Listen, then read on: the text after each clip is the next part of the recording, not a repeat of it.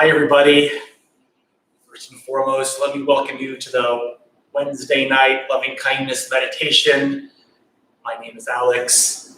I love each and every one of you, and I hope you're doing well in quarantine, wherever you're at.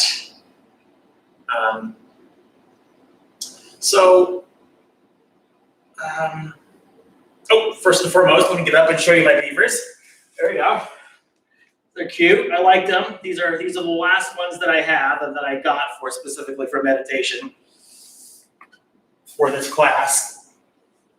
I like them. These ones are comfy. So there you go. All right. So a couple of things that I was thinking about as I was sitting here before class starts. First of all, if you're new or if you're not new, hey, say hi, so you know you're there, all right? You can say hello in the chat box, and if you're new, let us know that you're new so we can say hi. And there was a question that somebody had yesterday that I didn't have a really good answer to, and I still don't have a good answer to, and that's okay. Because I'd like to direct you somewhere to give you a good answer and some good solutions. And the question was about Zoom meetings, and that you're going to a lot of Zoom meetings now that you're in quarantine, and it's even that's causing anxiety. I thought about it after class last time, and I would okay, that would make sense if you're in 2, 3, 4 hour long Zoom meetings every single day, and you're just sitting there staring at a screen and you see a whole lot of other people staring back at you into a screen, and that can get a little nerve-wracking. Absolutely, and I understand that, and that's called Zoom fatigue. And somebody made that up, and there are a lot of good articles. So if you just Google Zoom fatigue, I think that should really point you in the right direction as to what to do to kind of alleviate some of that anxiety for Zoom fatigue. So I totally get that. I'm lucky I don't have any Zoom meetings. I just have conference calls. Unless I really need to, I won't do a Zoom meeting, and it's not required for my particular job. So first and foremost, that's kind of what I wanted to kind of talk about just before we get started. The second thing was I saw somebody writing a list. It was Brad Warner, and if you don't know who Brad Warner is, great Zen teacher. He wrote a ton of good books, and he wrote a list of good things about quarantine. So he just sit down and wrote, it's almost like a gratitude list. What can you be grateful for in quarantine? What are some of the good things about quarantine? Well, I don't have to take a shower. I don't have to get up as early. I don't have to take a shower right away. I don't have to worry about my clothes. I don't have to worry about makeup. I don't have to do all these different types of things. I don't have to worry about office politics. I don't have to worry about, there's so many things that you could be grateful for in quarantine. And I think something that would be really good is if we could just be really grateful for the things that we can do. What does this time in quarantine, what does this time in lockdown allow us to do? We can meditate more. I can meditate at 10 o'clock in the morning if I want to for 15 minutes. I can get away from my computer and just sit down, and I know it's going to be quiet if I just need to take a break. And for me, I wanted to talk about, as someone who deals with anxiety, like a lot of anxiety. It's been going on for a long time now, and for me, things manifest in my body that don't have a physical cause. That my time in quarantine has alleviated. So I don't deal with these problems hardly at all anymore. So I used to have, a lot of on my lower leg here and in my ankles, a lot of eczema. So a lot of eczema, and it get really, really sore and really, really red and itchy, and I'd have to use this steroid cream to rub on it for a few days until it got better, and then it got worse again when I stopped using it. But there's no physical cause to it. There's no reason I have it. It's not in any other part of my body, and it just showed up just a few years ago when things got really kind of crazy for me. This side of my body, I can't lay on my left hand. I can't lay on my left side because this side of my like stomach, my midsection just hurts. There's just a lot of tension, and it's all the time, all the time. Now, in quarantine, you know how much I love quarantine. It's like a dream come true for me. It's gone away. Not totally, not a 100%, but 80%, certainly. And I can lie down on that side when I go to bed at night. And so, I'm grateful for these things, and I notice these things. Yeah, I know quarantine sucks for a lot of people, and you're forced to stay inside and things like that. But if we can try to look at the positive side of these things, I think that also will help a great deal. It'll help our practice a lot too. So for those of you who are new, we're going to be doing a loving kindness meditation tonight. The word in Pali, which is the language that we think the historical Buddha spoke, or something close to that, is called metta, M-E-T-T-A. And this word metta, it's in an ancient language, Pali, and translated to English, it has lots of different meanings, and it could mean loving kindness, unconditional friendliness, goodwill, and simply a wish to be happy. A wish for ourselves to be happy, a wish for others to be happy. And not only that, a wish for others to do the things that cause happiness. And so, what causes happiness? Well, very briefly, not totally, are positive words, actions, and deeds. Right? That's it. Speak good thought, think good thoughts, speak good words, do good deeds. That's our motto here at the Dharma Bum Temple. Right? And that's the basis of our practice. Right? So if we do these things, if each person does these things, those are causes of happiness. And these causes of happiness don't interfere with others' happiness. So this is a very unselfish practice. Right? So that's a really good way to look at it. All right. So the other thing before I give some basic instructions is, if you have any questions, think about whatever questions you might have.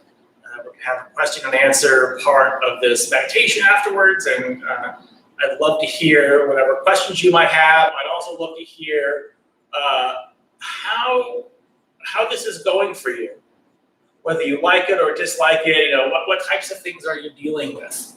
Because I guarantee you, if you're dealing with something and you type in a question in the box and I talk about it, I guarantee you somebody else has something exactly like that or something similar, and they could benefit as well. So think about any questions you might like to ask about that or about Buddhism in general.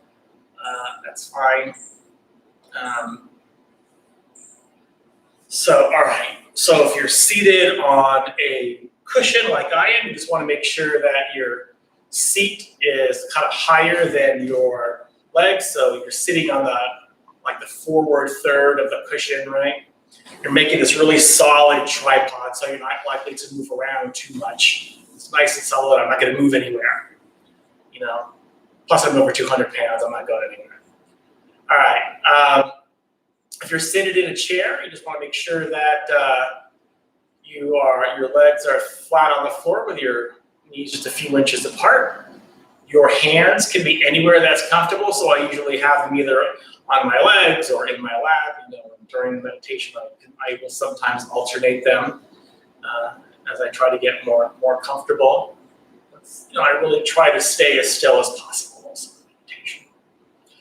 If you remember anything, just remember to keep your back straight. So I like to make my back super duper straight and just kind of relax. So my core is still somewhat engaged, but my shoulders have dropped, and I feel comfortable, I feel solid, I feel secure in my my position.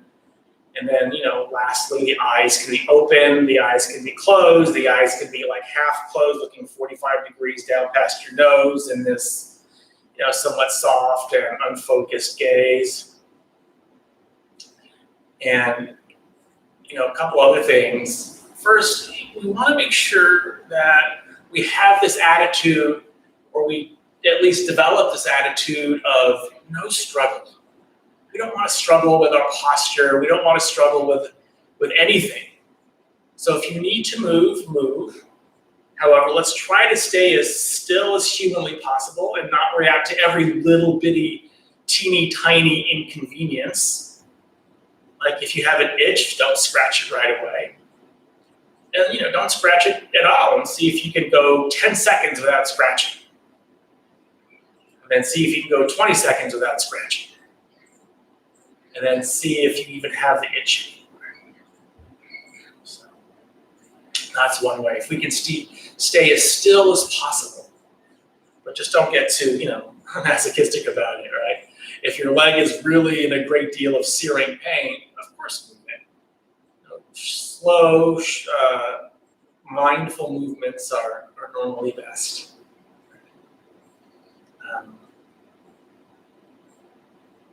The other thing I'll talk about in meditation, and I think that's all. So let's see here. Let me get my final scratches out of the way. My handy dandy timer.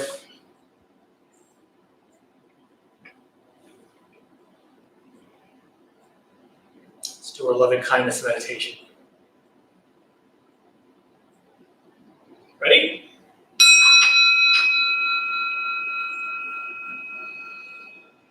So just allow your eyes to close,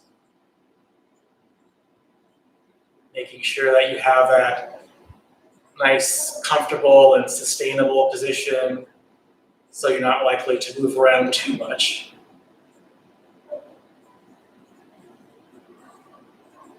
Now just start to pay a gentle attention to your breath. Focusing your breath at the base of the nostrils, feeling the air go in and out as you breathe. And maybe at first taking a couple of deep breaths and really paying attention to the in-breath, really paying attention to the air going in through the nostrils.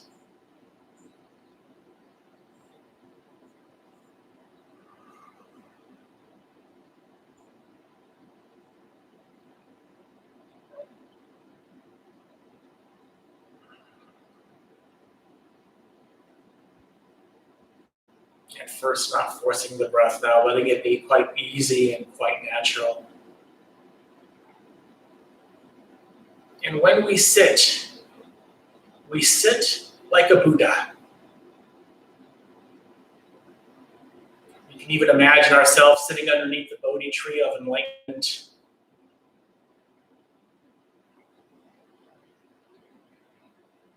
Searching for our own freedom. Our own freedom from suffering. Letting the breath relax us and nourish us.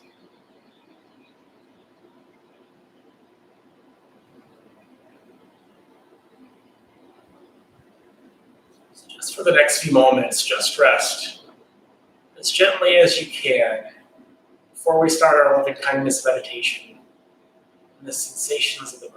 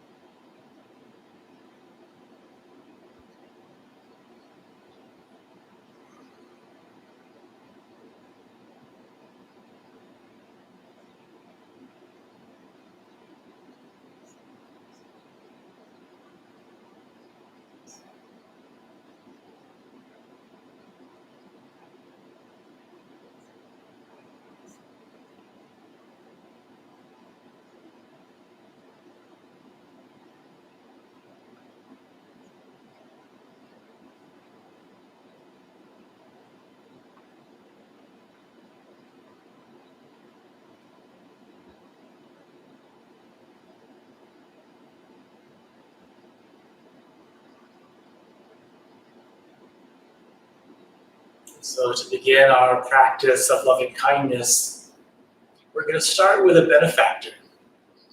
And a benefactor is anyone who has shown us great love and great kindness. Someone who it's really, you just think of this person and your heart gets all warm and fuzzy. Or it could get all warm and fuzzy in a jiffy. Mother, father, brother, sister, any relative. They could be living or not. Or they could be anyone who's had a great influence on your life that you love and respect. And you just think of this person, picture their face, their warm, smiling face. Think about your wish for them to be happy. And you can do this meditation a couple of different ways. You can repeat phrases over and over. Phrases like, may you be happy. May you be safe from inner and outer danger. May you be well in body and mind. May you be at peace and live at ease in this world. And so you can repeat one or more of those phrases over and over, or if you don't want to do that, you can just picture, you can radiate a beam of loving kindness from your heart to theirs. This is just the radiating method. Just picture this wonderful warm beam of loving kindness coming from your heart to theirs. You're smiling and they're smiling. And there's just an exchange of love between you and your benefactor. Hoping they do the things that cause happiness for themselves and others. So we'll just do this practice for a benefactor for the next few moments.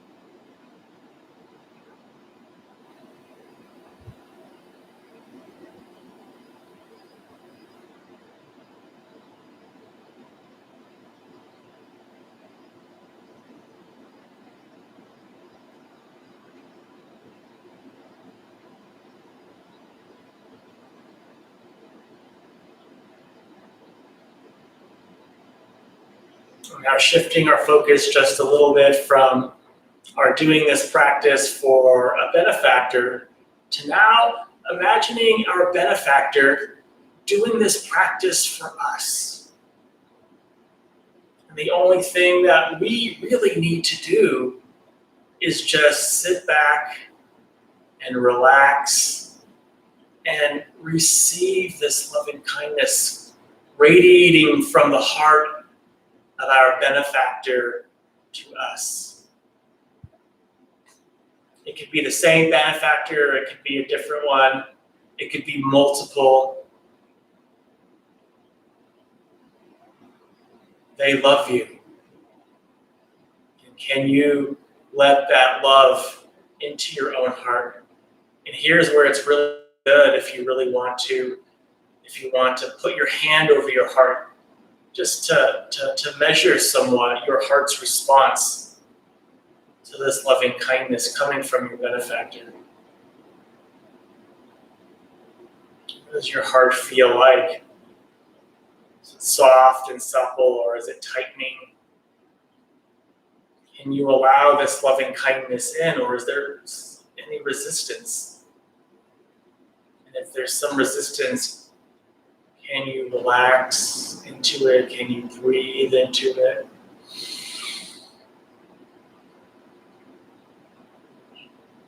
Knowing that they love you so much.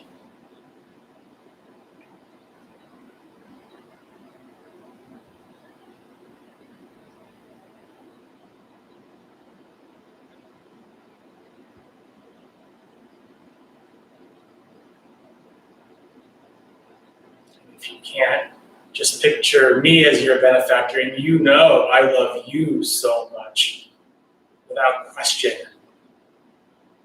My love for you is unconditional, and can you feel that? Smile if you can. It always helps too. So we'll do this for the next few moments.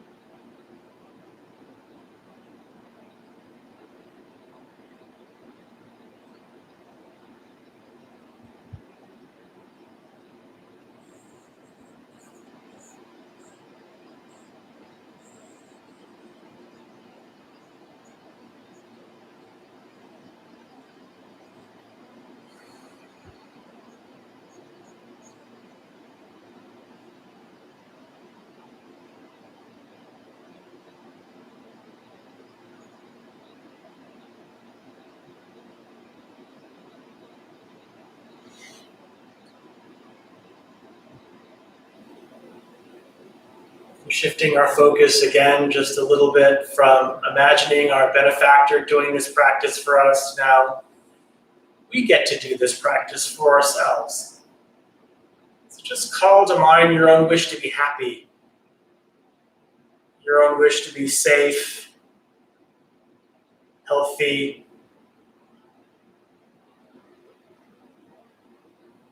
free from suffering and hardship.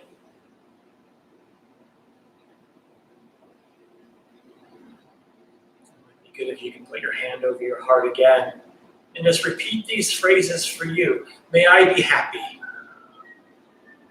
May I be safe from inner and outer danger. May I be well in body and mind. May I be at peace and live at ease in this world. Smile if you can.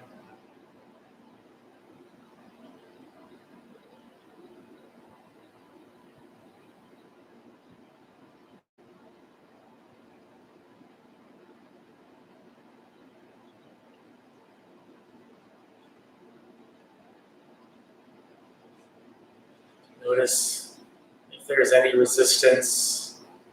Again, see if you can breathe into that. Can you relax it? Knowing that you deserve to be happy just as much as anyone else. And so we'll just do this practice for ourselves for the next few moments.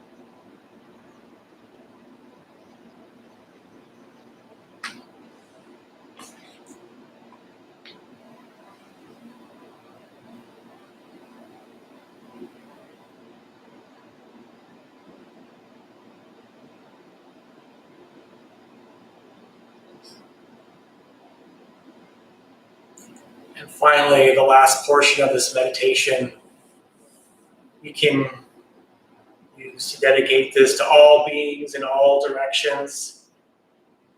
You can either do that, or you can either do it for a specific group of people, maybe all the people who are ill and with COVID, and their families who are suffering greatly, our healthcare workers who are working so hard for their benefit.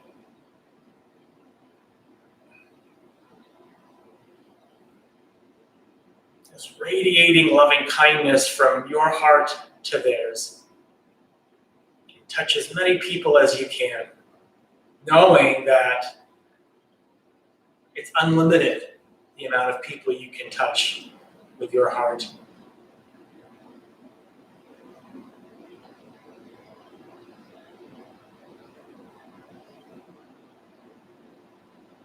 So we'll do this as the final portion of our practice.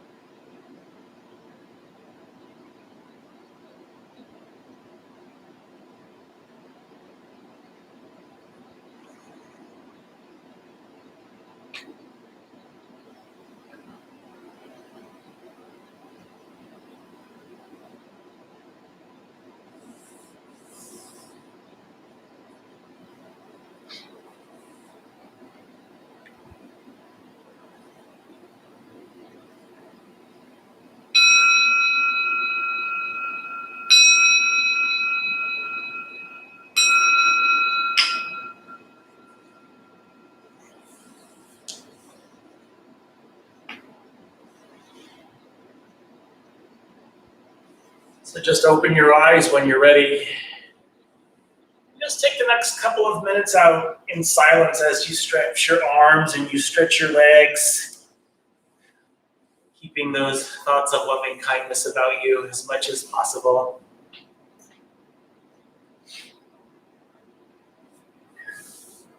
And then we'll begin.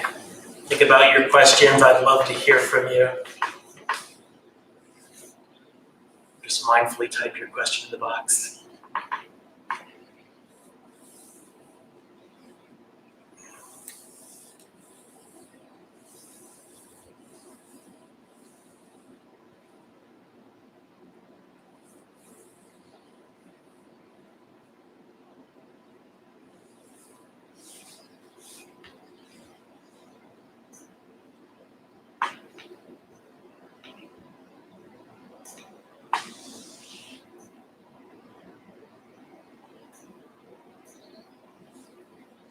One more minute.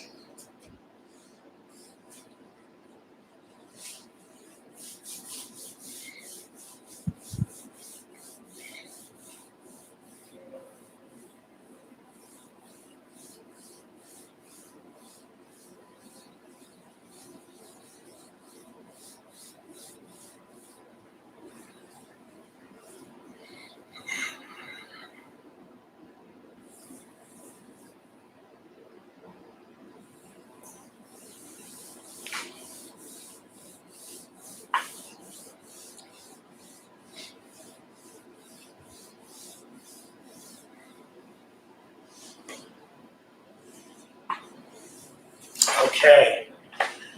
Here we go. That was nice, wasn't it? Hope so. Okay. So, so often, when in meditation, even though we're doing a loving kindness meditation, I'm trying to do this meditation along with you, as well as, guided meditation as well. A lot of times I get ideas of, hey, what do I want to talk about? Because, I come in with ideas, but sometimes, like, when I'm just kind of sitting there, just things pop into my head. And I kind of do, but my thoughts aren't fully formed on the matter yet, so I need to kind of get them fully formed, so I'll probably talk about it another time, probably next week. I think we'll start with a new rotation again. Every week I did have different pajamas, and it's a little fun thing that I thought I would do. And so I think we'll start again, where I began. So I haven't kind of, again, fully formed my thoughts on this. So I am really interested in what this experience of meditation was like for you. Were there any parts that were easy or difficult when you were doing this for yourself? And did you put your hand over your heart, or did you have any resistance? Was it easy to choose a benefactor, or was it easy to choose a group of people to do this practice for, or did you just do it for all beings? And your experience is just your experience. It can be good or not, or it's just what it is, right? But I'm always interested to know what it is, and I'm interested to know how you're doing, because I can't see you. Usually when you come here and I can see your faces, I know who's suffering and I know who isn't, or who's just doing okay. I see it in your faces. I don't have any special powers, but I've been doing this long enough to know who needs some help and who could use some good thoughts, and you can use some loving kindness, and is going through a tough time. But I can't see you, so I don't know. I can't even guess. And I think, and that's the difficult thing about doing this meditation online. As much as I love it, and I love doing this. I love being here for you guys. I really do love each and every one of you, and I just wish nothing but the best for you guys. And my heart is just, like right now, just overflowing. I just care for you guys so much. But let me know how you are. Ask any question you want.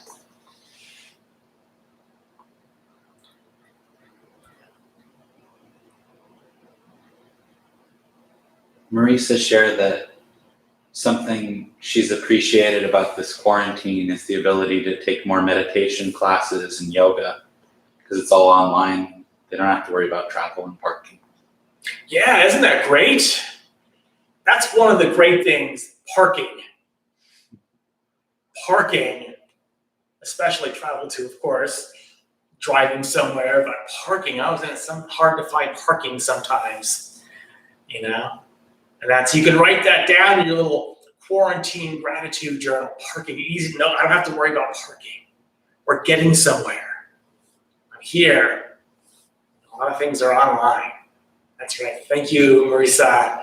I appreciate that. And again, it's good to look at the positive side when you can.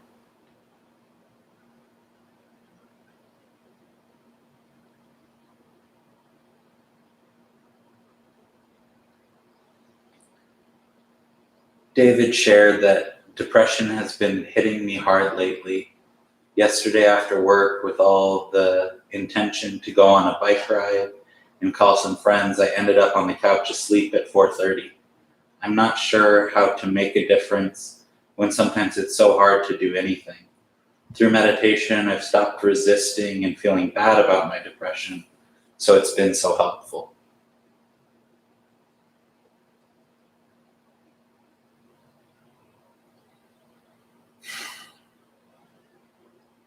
Thank you, David.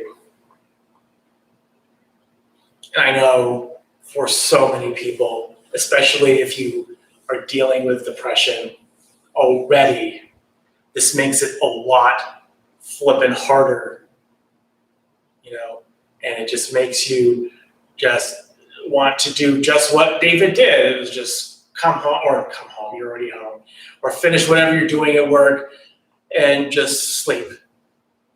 That's one of the things. I remember I used to sleep a lot. And, you know, this is, I don't know. Because I feel that a lot with a lot of people, because I've read about it a lot. It's really doing a number for a lot of people. And, you know, if there's some way, like when you get this way, if you can realize, because so many people in this country and other countries deal with depression and how hard this is for them, can you connect with them? Can you connect with those people who also don't feel good, who also would rather just be outside, taking a bike ride, or being with their friends, or being connected to somebody in some way? Because after a while, you know what? Zoom sucks. You know, online something sucks, and I get it. You just not, you know, you get a little frustrated, or you get like, hey, I don't really want to do this. And I understand that, and it's hard to reach out to call people, you know, because it feels like it's such a burden to do so. I remember that, absolutely. But knowing that there are other people in the same boat, in your particular boat, and can we connect with them and feel a kinship with them? Like, yeah, you too, I understand. But I'm glad you can meditate as well. And that, you know, your meditation actually is helping with that.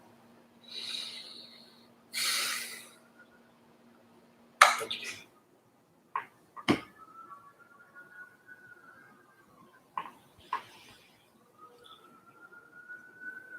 Chuck says namaste and aloha. Hold on, brother.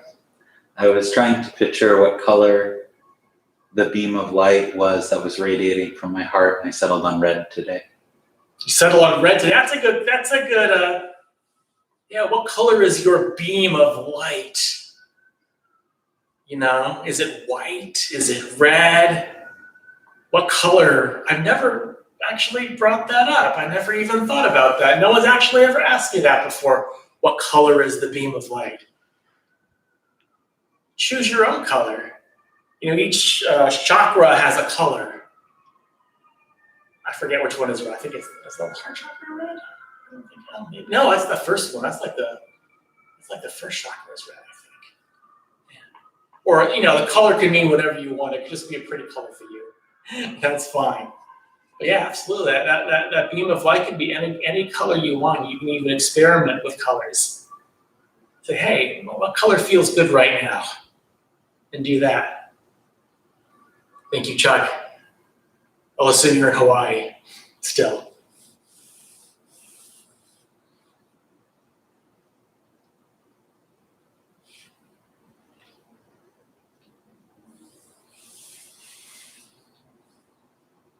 Again, you have plenty of time.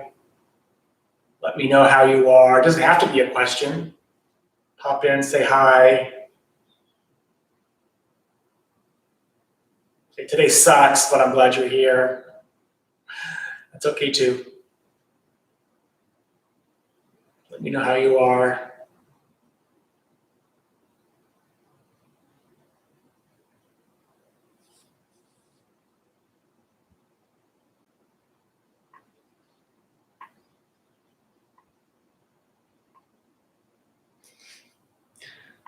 David wanted to know if there was a saying on your PJs. Yes, it says, I'm sleeping, damn it. My beavers aren't happy. Somebody woke up my beavers.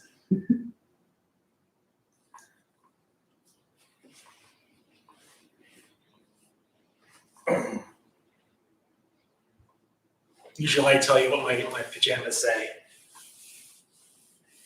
They look angry. Yeah, that would make sense if you woke them up.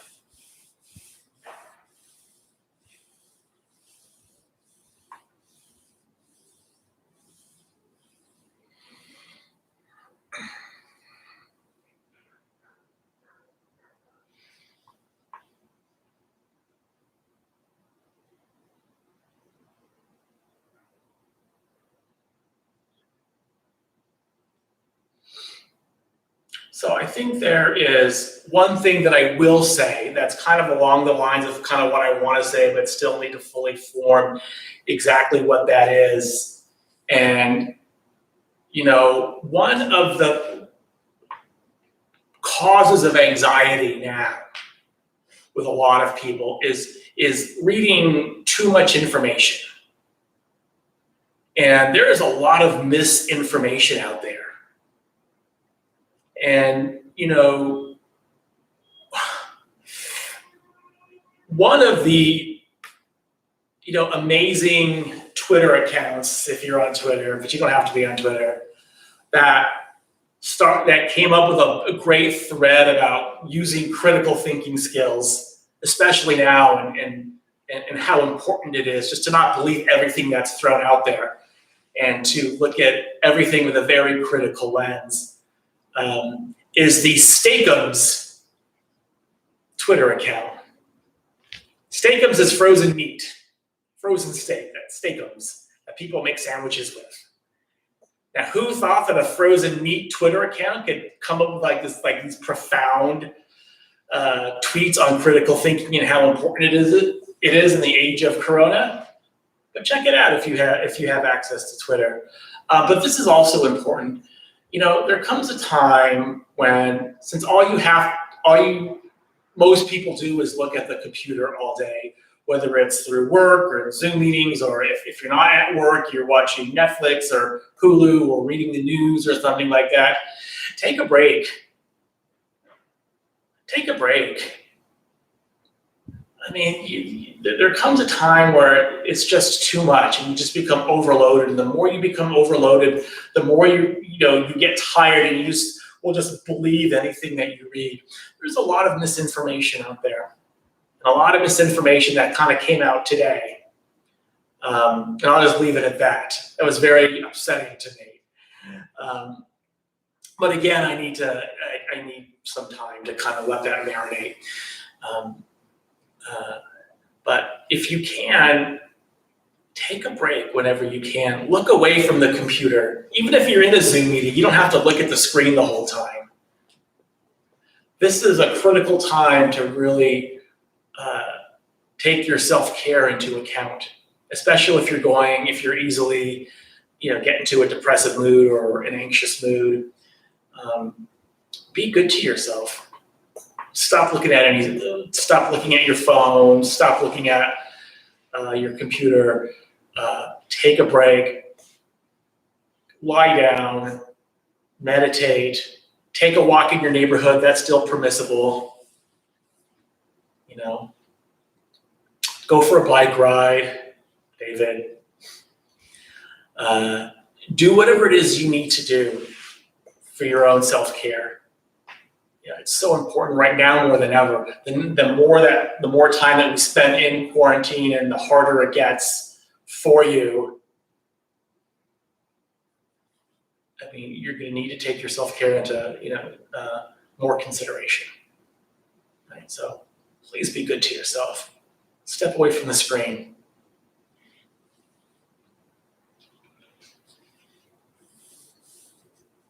Come on, guys. Let's hear it. It's all good.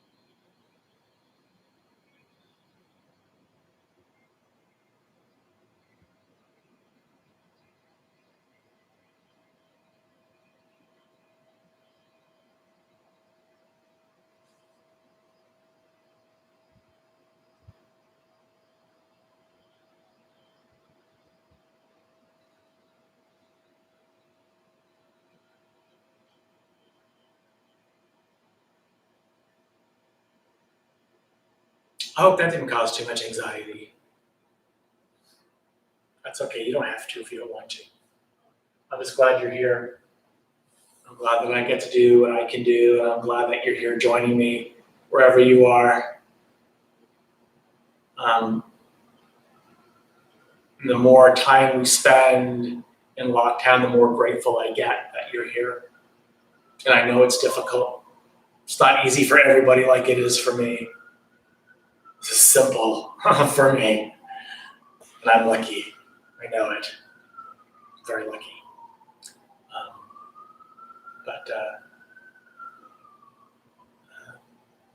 Always remember to be good to yourself. Right? I'm grateful that you're here. I still love each and every one of you. So let's join our palms together on our hearts, please. May the benefits of this meditation, this discussion, be received by all beings in all directions. May all beings be free from suffering. May all beings be at peace. May all beings be joyful and at ease. May all beings be happy. And may all beings be loved and seen for the beautiful, radiant beings that they are. Thank you for coming. All right, guys, thank you again for coming. We'll see you next time. Bye now.